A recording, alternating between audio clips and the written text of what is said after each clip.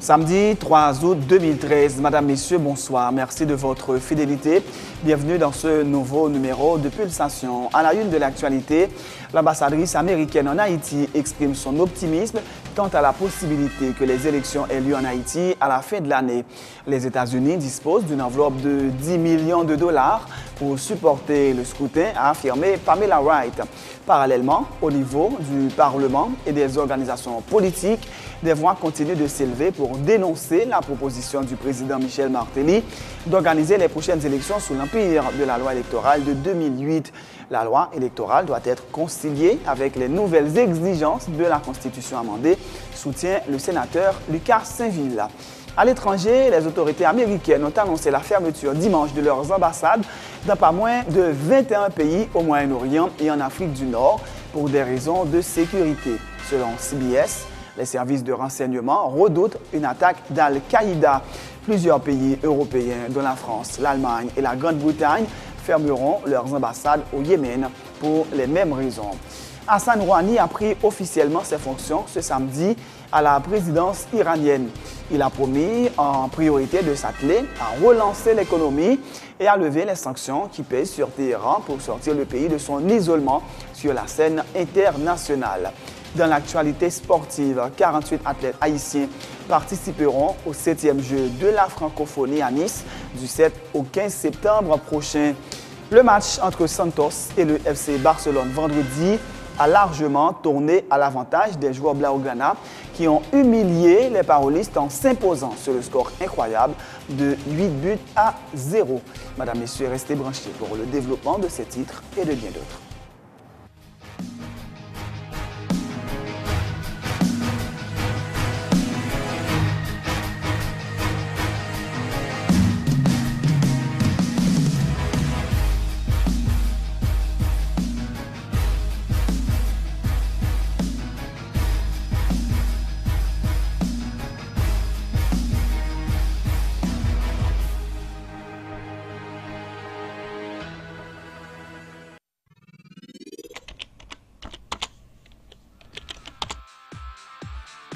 Bienvenue à cette édition d'Information Pulsation, l'essentiel de l'actualité de la journée. Merci de votre fidélité. Bienvenue dans ce premier numéro de Pulsation Week-end.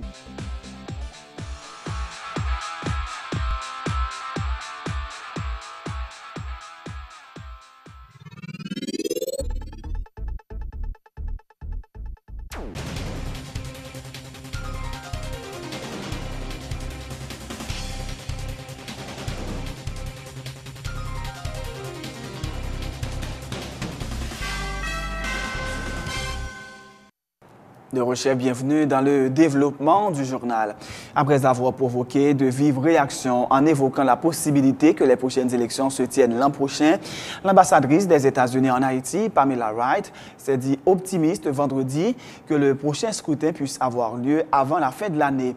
Mais il faut faire vite, a dit la diplomate américaine lors d'un entretien avec un groupe de journalistes. Elle a renouvelé l'engagement des États-Unis à aider Haïti à garantir des élections transparentes, crédibles et pacifique avec une contribution de 10 millions de dollars. L'ambassadrice américaine a par ailleurs appelé les différents secteurs à trouver une solution aux différentes crises que connaît le pays, soulignant que le développement ne se fait pas dans l'instabilité. Le sénateur François Lucas Saint-Ville rejette la proposition du président Michel Martelly relative à l'organisation des prochaines élections sous l'empire de la loi électorale de 2008. La loi électorale doit être conciliée avec les nouvelles exigences de la Constitution amendée, soutient le parlementaire. Il appelle le chef de l'État à se ressaisir. On a dit que la loi électorale à peine voyée là, le président pour transmettre les liens, c'est peut-être un amendement de grande envergure qui va de prendre tout le temps ça pour arriver. Depuis la Constitution amendée, on a une nouveauté qui est dans la Constitution, qui exigeait que la loi électorale là, lui-même, il pourrait un changement là-dedans. Premier bagaille, vous parlez de 30% quota femmes, ça c'est un. Et vous parlez de participation diaspora dans question dans l'affaire pays, ça c'est deux. Mais on va oublier ces pourcentages que vous bail pour ou bien un deuxième tour ou bien pas un deuxième tour. Dans le cas élection présidentielle, dans le cas élection et député, dans le cas élection sénateur, depuis premier il y a plus que 25% En plus, ça qui vient après là, pas un deuxième tour encore. Mais pas ça dans la loi électorale là. Si vous voulez faire élection député ou vous faire élection sénateur, et bien c'est ça qui était. À partir du moment que vous avez 25%, supposons le premier a fait 40%, ça qui vient d'elle là fait 15% ou bien 14%. Donc suivant la constitution, suivant le mandat, il n'y a pas un deuxième tour. Donc, mais si c'est la loi électorale 2008, là, il y a un deuxième tour. Donc, ou pas qu'à mettre la loi électorale là au-dessus de la Constitution. Donc, il faut harmoniser la loi électorale là avec la Constitution. Donc, ça, moi, c'est que le président a pile conseiller. Moi, c'est si c'est un conseiller qui t'a et dit c'est ça pour le faire, pour le demander ça, m'a dit conseiller, il faut que le président a fait retourner sur lui-même et saisir pour le voir que conseiller ça, c'est dans tout la mettre. Les déclarations du président Michel Martelly, selon lesquelles l'ancienne candidate Mirlande Maniga serait en train de fomenter un complot pour prendre possession à travers un coup d'État, continue de prendre possession du pouvoir à travers un coup d'État, continue de susciter des réactions. Le député Akluch, lui jeune, se demande si le chef de l'État était lucide au moment de tenir de tels propos, rappelant qu'il intervenait alors qu'il assistait au carnaval des fleurs. Selon le parlementaire, Michel Martelly tente de faire diversion pour reléguer au second plan des dossiers brûlants de l'actualité et il s'est trompé de cible en s'attaquant à la secrétaire générale du RDNP.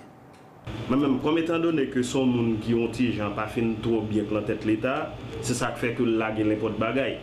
Or dans la gueule n'importe bagaille là, peut-être c'est pour faire mon riz, mais je pense que mon sérieux pas qu'à prendre ça en considération parce que le président après fait un ensemble de monde mal comme ça, il y a des gens l'autre dit un bagaille qui t'a plus ou moins semblé avec.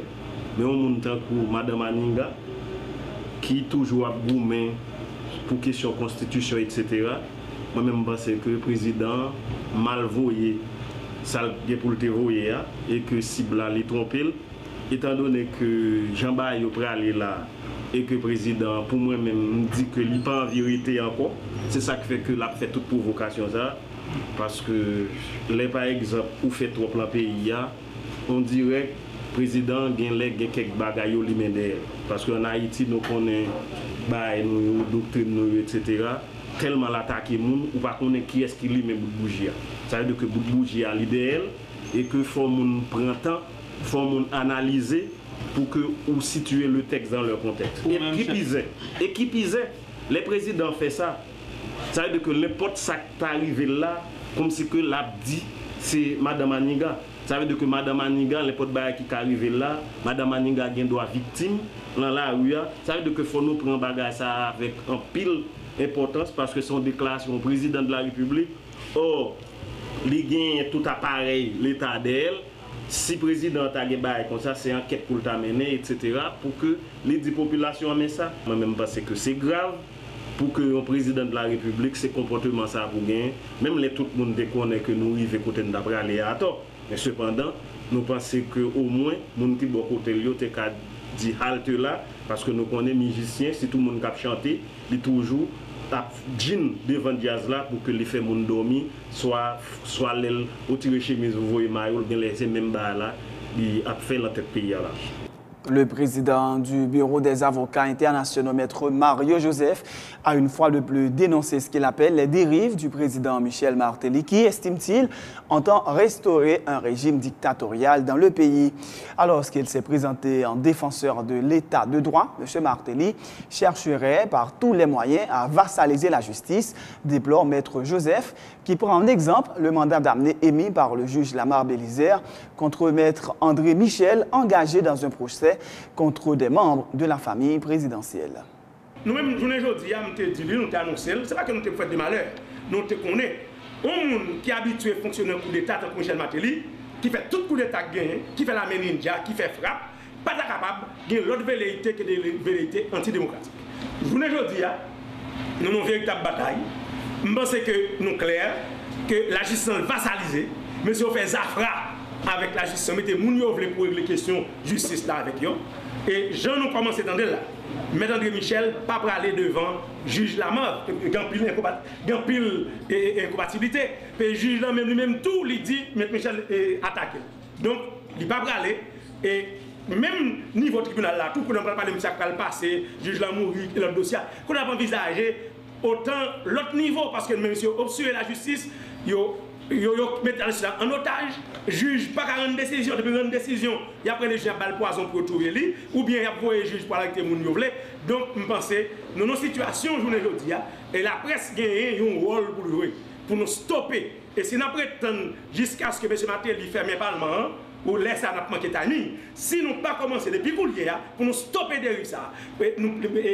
Donc c'est comme ça que doit commencer. Si nous pas commencer pour nous stopper et depuis coulier et pour nous mettre M. Martelly en déroute, sous dérive l'affaire, eh bien, il va commencer à arrêter les journalistes, avocats et le Parlement arrêté déjà, et avocats et vote arrêté. Donc nous parlons non dérive totale capitale. Donc nous le matin nous là, c'est pour nous dire Maître André, pas aller devant le juge Lamar, parce que le juge Lamar n'a pas gagné personnalité, il n'a pas gagné capacité pour ça, même si nous respectons le juge pays, même si nous avons vilipendel, mais il y a comprendre, la faillite du droit est provisoire. Fait autre chose à l'invitation de l'Observatoire du système financier haïtien du groupe Croissance SA. Le ministre de Finances a présenté jeudi au secteur des affaires et à la société civile le projet de budget 2013-2014. Évalué à 126,4 milliards de gourdes, il s'inscrit dans la droite ligne des priorités du gouvernement, a indiqué Wilson Lalo. Le grand argentier de la nation a fait état de 50 mesures en soutien à l'emploi et à la croissance économique. Les précisions du ministre Wilson Lalo.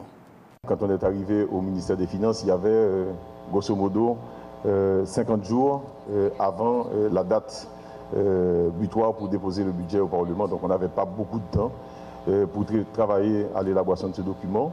Le budget était déjà, la conception du budget était déjà en train au niveau du ministère, mais il fallait quand même qu'en arrivant, on donne nos orientations à nous.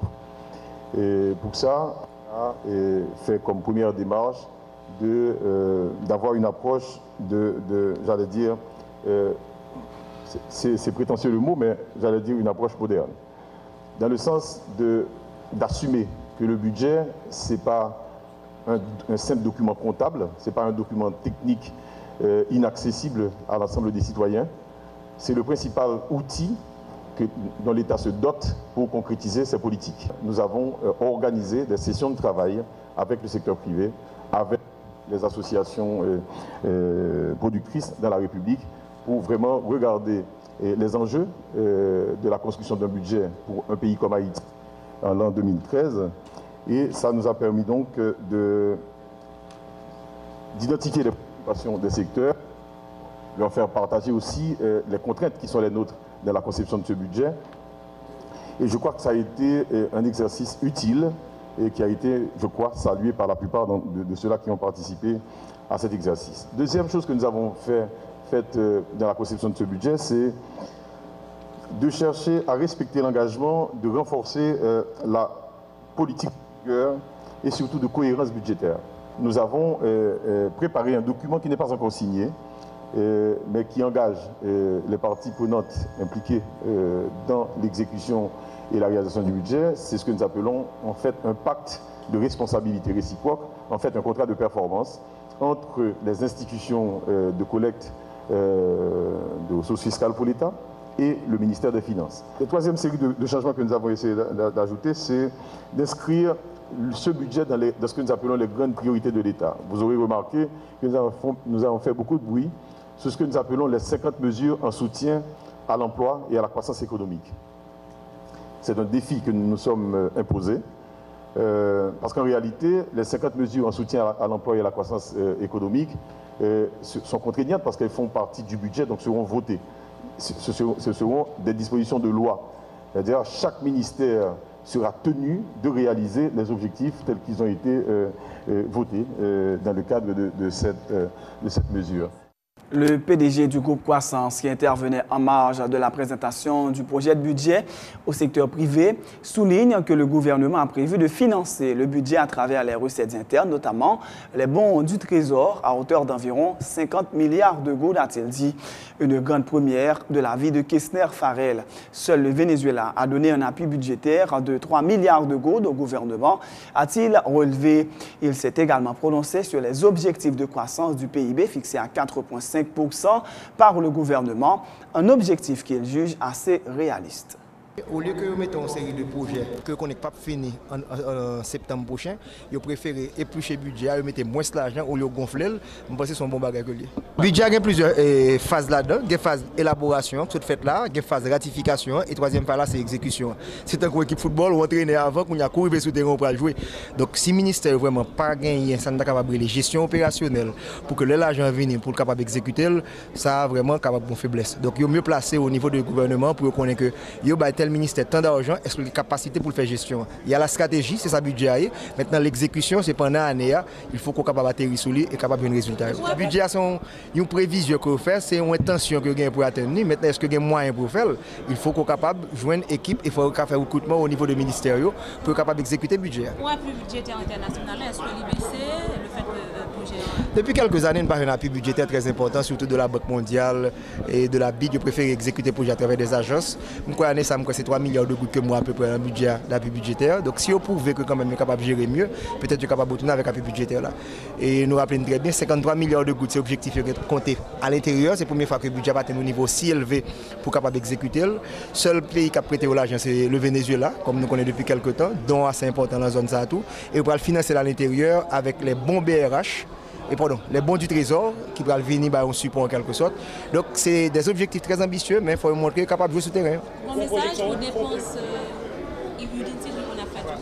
Oh certainement, hein, parce que faire budget, dépenser l'argent, dépenser le fonctionnement, il y a des questions. Et dit que nous, même l'Observatoire système financier, c'est ça nous fait, c'est garder exactement combien de qui entre, comment le sortir et garder la gestion également des fonds. Ça c'est fondamental. Analyse vous fait, M. Kessner, comme économiste, ou confiance ou 3,4 pour PIB année ça? Et le petit peu, c'est 4,5 que vous mettez, il est assez faible comme ça parce qu'Haïti a supposé croître à un rythme de 5 à 10%.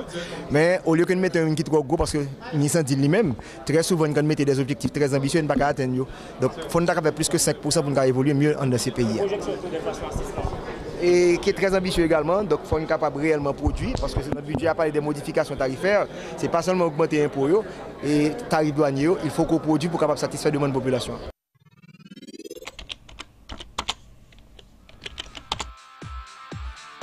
Bienvenue dans cette édition d'Information Pulsation, l'essentiel de l'actualité de la journée. Merci de votre fidélité. Bienvenue dans ce premier numéro de Pulsation Week-end.